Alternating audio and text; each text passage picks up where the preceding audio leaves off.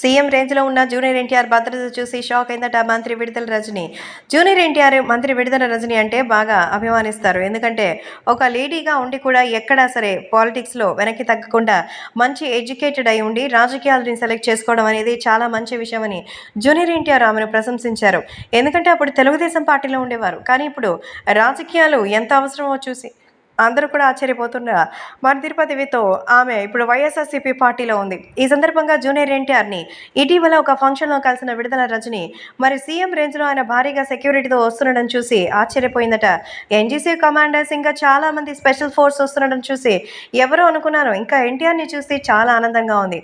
నాకెప్పుడూ తెలుసు ఎన్టీఆర్ ఈరోజు ఉన్నటువంటి స్థాయి కంటే ఆయన ఇంకా ఎక్కువగా ఎదిగేటువంటి అవకాశం కూడా ఉంది.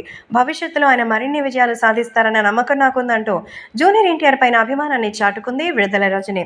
అలాగే ఎన్టీఆర్ని చూసి అభివాదం చేశారు. ఇక విడుదల రజనిని చూసినటువంటి ఎన్టీఆర్ కూడా ప్రతి నమస్కారం చేసి ఆమెతో పలకరించినట్టుగా తెలుస్తోంది.